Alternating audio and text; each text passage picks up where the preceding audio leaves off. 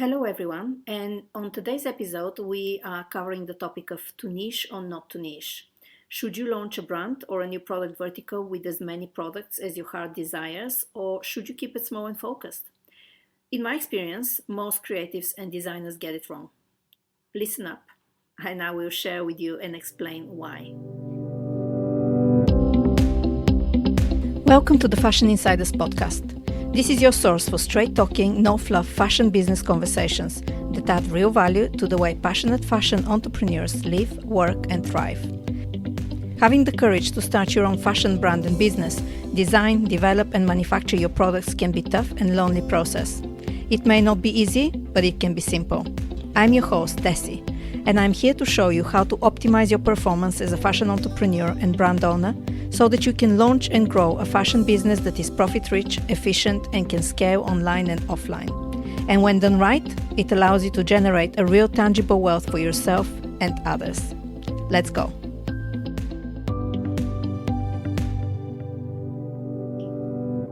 Okay, so lately I have had quite a few consultations with mostly new creative would-be founders who have sought some sort of clarity through speaking with me and booking one of my power hours around launching their brand or launching a new product vertical for their brand within the existing brand that they have. And the question most asked, and the question that we spent the most time discussing, was how many products they should launch with. So I have had, through these calls and through other interactions within my community, I have had many creatives describe to me their vision and launch with a number of products of various kinds that together make a well-rounded collection. And it looks like from the get-go, they're launching as a big, successful brand. I'll give you some examples. I had one lady, and I hope if she recognizes herself, she won't mind me sharing this. I'll keep it vague. But she asked and wondered if it was okay to launch with lingerie set and a dress. So we're talking 3 products. And I also had another lady who spoke to me, and she painted a vision of a brand that focuses on lingerie for women with a specific body type. And she wanted that brand to offer not only lingerie products, but also loungewear products. And not only women, but she also wanted to have a few products for men because she felt that men were often forgotten within brands. I also recently spoke to someone who recently had launched a brand, a purpose-driven brand for a very particular niche of the market. And this brand founder wanted to add accessories, more accessories to her brand, because she was not getting the kind of sales that she wanted to get immediately post-launching. As you can see, there's a theme in these conversations, and the thought that runs through most people's minds is that if they have more products, they would appear to be a bigger and more successful brand. They would make more money, they would make more sales, and they would grow faster. But as I actually mentioned in my book, in the 10 Commandments, one of the initial chapters, what is the right thing to do is what appears to be counterintuitive. So launching with so many products is actually the wrong thing to do. It may sound like it's a great idea and the right thing to do, but really, in truth be told, in my opinion and experience, that the reality is that the launching with many products, with a big, large collection of products, is as farther away from the right thing as you can get. So let me explain to you why. So to begin with, I'll just say to you that there are 3 main considerations, 3 key areas that would be impacted by your choice of launching with a wide product offer. And that is development time, marketing, and money. So to begin with, let's focus on development time. The more products you want to have in your range, the more time you would need to spend on developing them. And not only developing them, but also getting them right. And to get them right, you need to have sample. You need to have more than one sample potentially to get to the right product. You also need to be working with the right manufacturers. And to be honest with you, it's hard enough, particularly when you're starting out, it's hard enough to find one manufacturer with whom you can develop a really solid relationship, with great communication, with trust in the relationship, And also for that manufacturer to be able and capable and skilled enough to give you the right product made well the way you want it and at the right price, and not to forget the right minimum order quantity. So if you look at that wish list for a manufacturer, it's very difficult to find one that is right, let alone many for various types of products.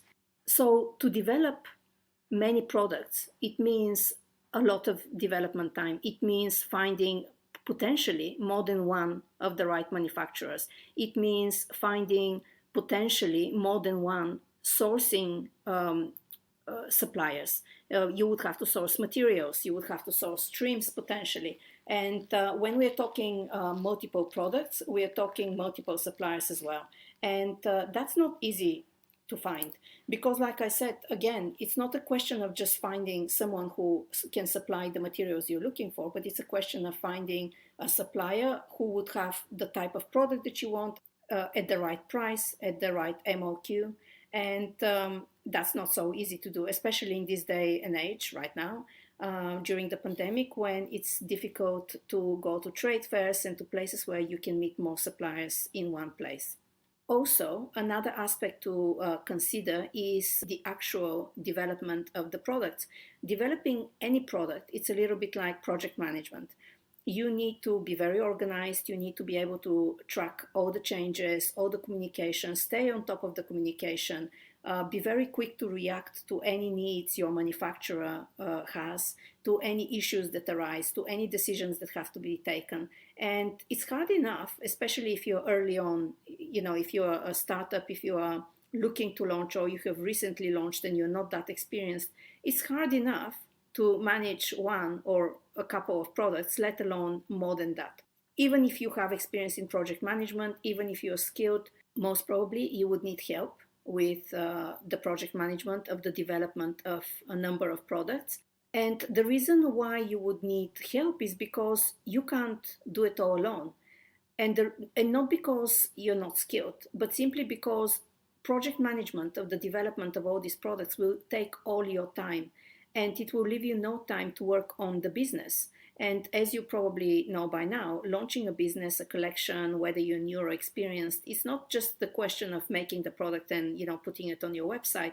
You really need to plan how you're going to launch it, how are you going to market it, how are you going to sell it. There's various aspects that need to be organized before a product goes on the market. And then there are various tasks that need to be completed daily, like marketing, like sales activities, which will all culminate in your product successfully selling on the market to your target audience.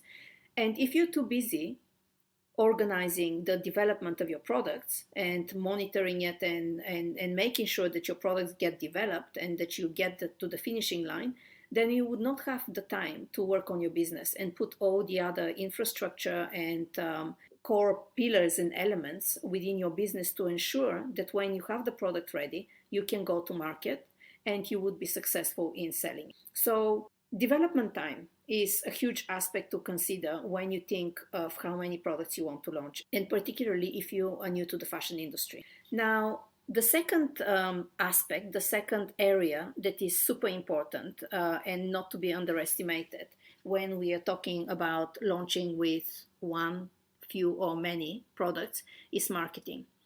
In America, there is a saying among marketeers, there's a saying that you should launch to a niche that is an inch wide and a mile deep. What does that mean? Basically, what they're trying to say is that you really need to identify a very tight group or profile of target audience, and you launch to them your product.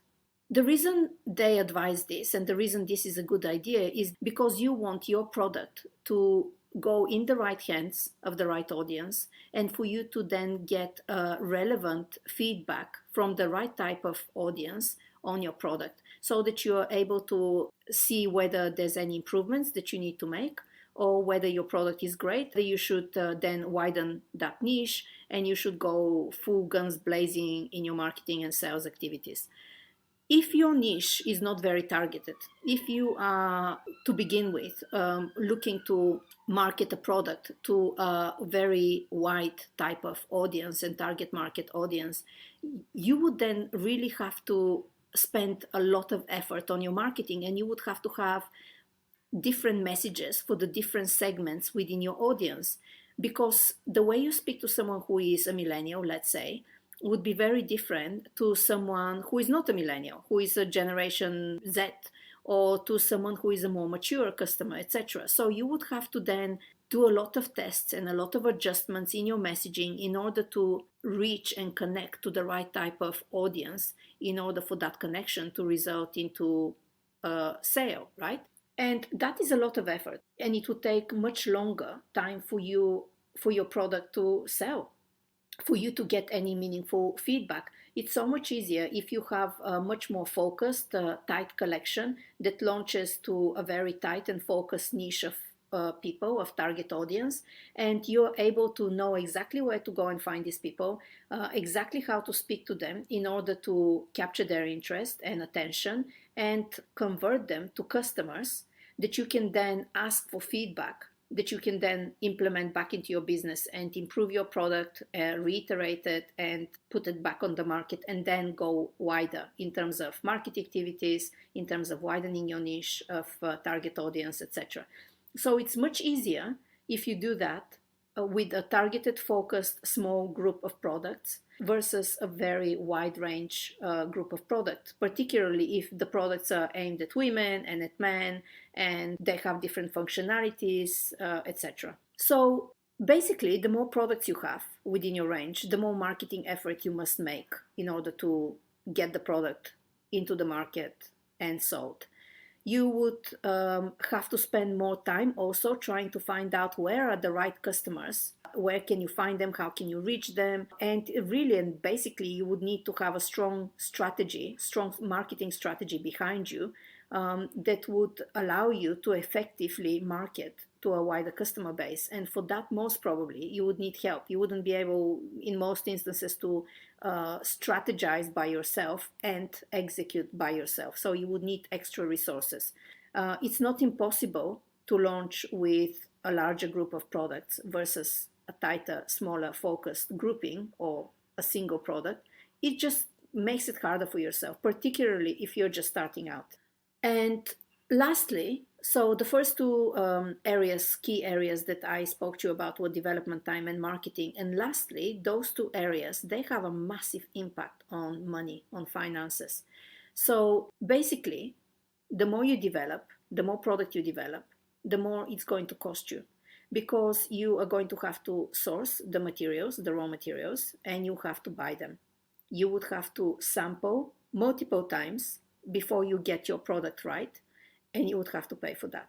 And then the bit that I find most people don't fully realize and think about at this initial stage of development, when they're so excited about the idea and all the different designs they have in their head, and they already can picture how the collection is finished and selling and how it's received so well by their target audience, they all forget to think about production.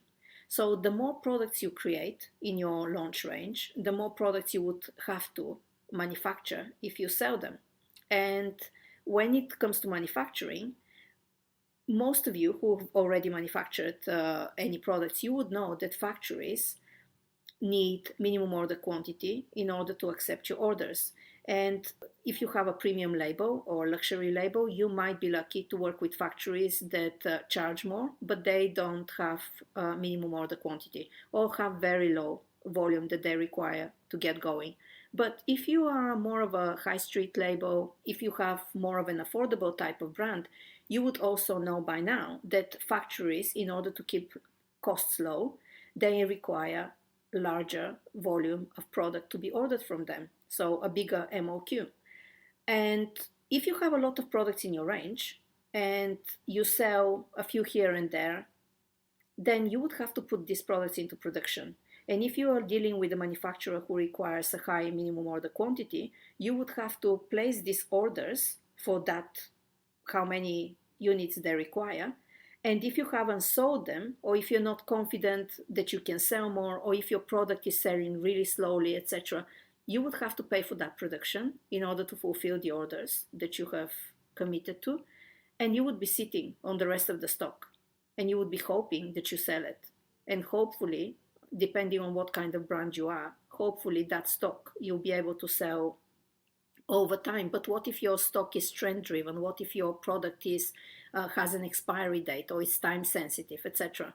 If you can't sell it, then really you're sitting on a loss. You are sitting on capital of money that you have committed to and paid for a product that you cannot sell. So therefore you're already in the red. You're not profitable as a brand.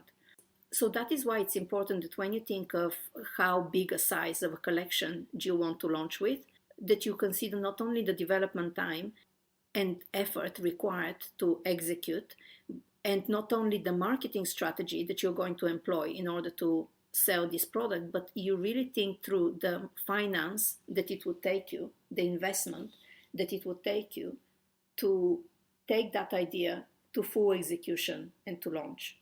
And all the aspects, as I mentioned, the buying of raw materials, the development, and the manufacturing, the marketing of it. Do you need people to help you with the development of the products? Do you need people to help you with overseeing the manufacturing of your range?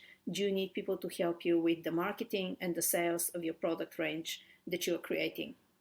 These are all aspects that go hand in hand as part of a launch of a collection or a product or a brand that you really need to consider.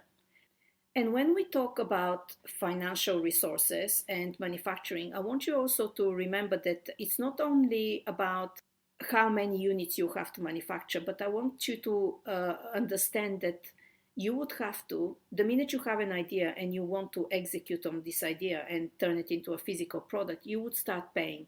You would have to buy your raw materials in advance. You would have to pay for sampling in advance. You would have to pay for manufacturing in advance of selling it. So manufacturing often is 50-50, 50% on placing the order, 50% on delivery. So you are committing a lot of money in advance of you photographing, putting the product on the market or on your website, and starting to effectively market it and sell it. And between you spending all of this money and you selling the product and getting your money back, we are talking months, weeks and months. So that means that you really need to have a solid amount of money in the bank to be able to put into the development, marketing, and sales of that collection before you start seeing any return on your investment. So keep that in mind when you're thinking about how big a collection you want to launch, especially if you're a startup and this is all new to you. And to put this into perspective, I want to give you a few examples so that you see how others have done it successfully and what they have done to get to success. So to begin with, in the technology sector, so we're not talking fashion now, I'm moving out of fashion just to show you how other industries grapple with this conundrum of launching big versus small. But in the tech space, for example, there is the concept of MVP, minimum viable product.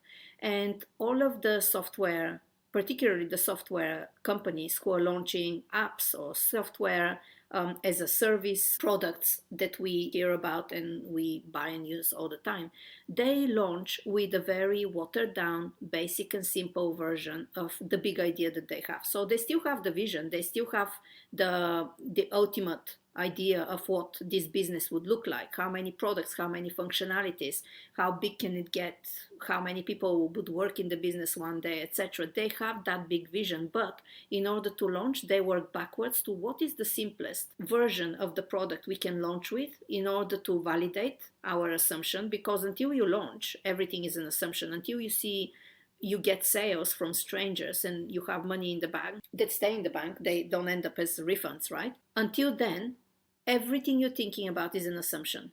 So what technology companies do is that they launch with an MVP, with a very basic concept.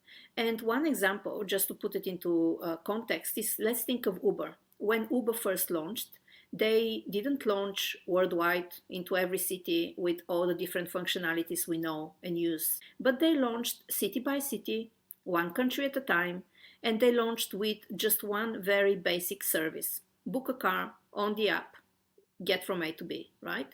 It's taken them years to get to the point where they're now offering various services of cars that we can book. So there's like a basic standard service. We can book a bigger car.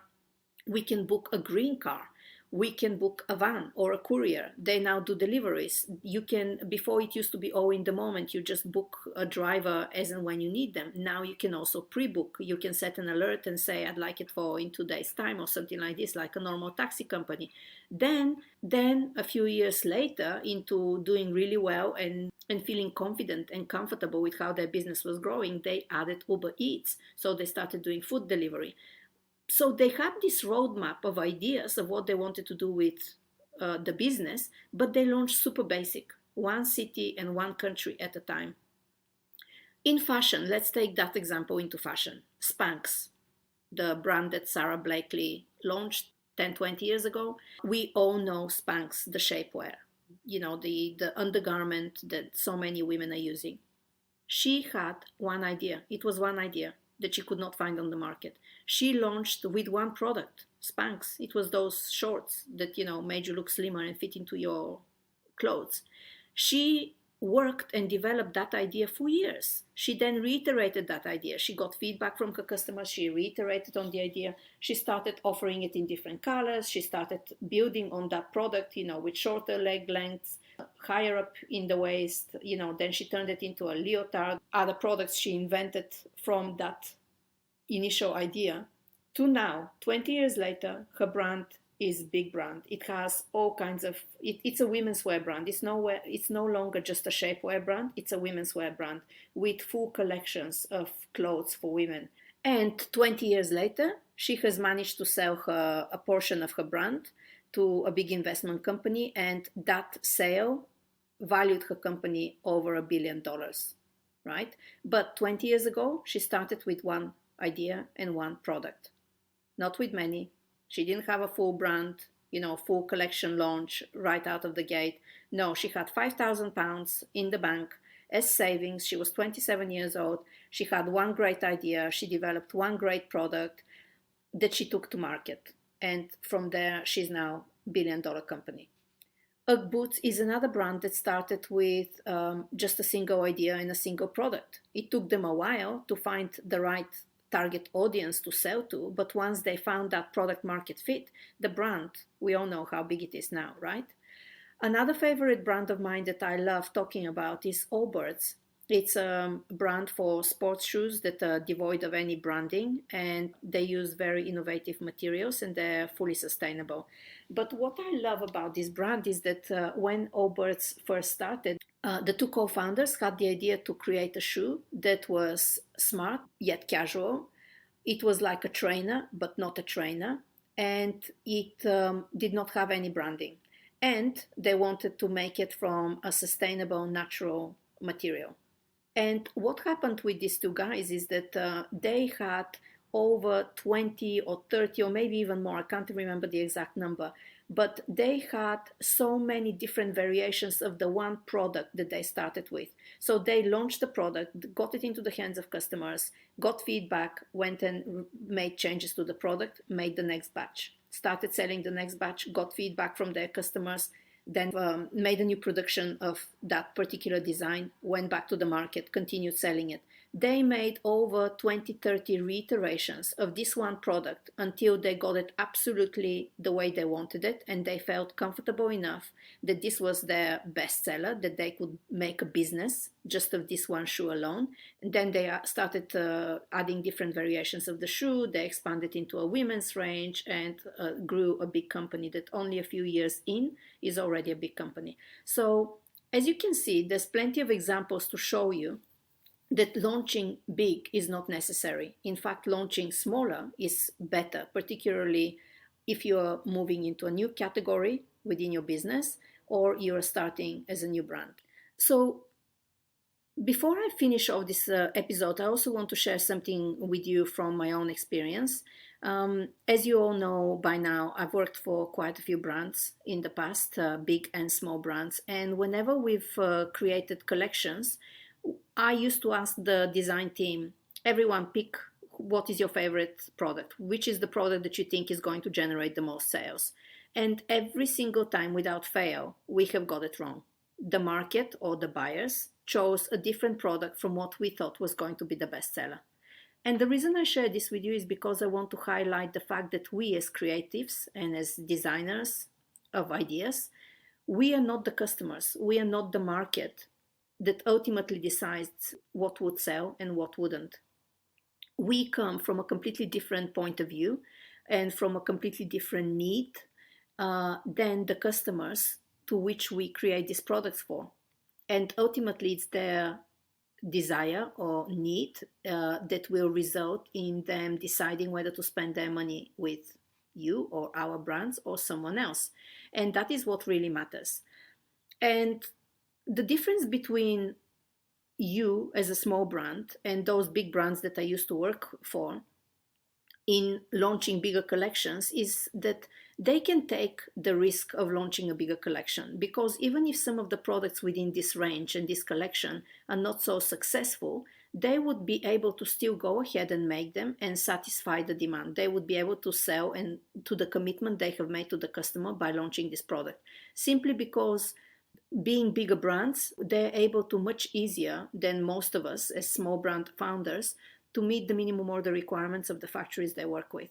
And even if they don't meet those requirements, very often, based on the fact that they're doing big business with the factories they work with, the factories will overlook the fact that they're not meeting on a few products the minimum order quantity and still go ahead and make the product for them, for these brands. But as a small creator, as a small brand founder, very often we don't have that option. So launching with a large range of products and then not selling enough to meet the minimum order quantity often puts you into the situation of either committing to a much larger production run, which means more money, which means sitting on leftover stock that you might not be able to sell, or canceling orders and disappointing customers, whether it's individual customers or whether it's a buyer from a brand that's decided to buy into your range. And that is never good, because you are creating a negative experience for someone and you might lose them altogether completely. And being a small brand, every customer counts.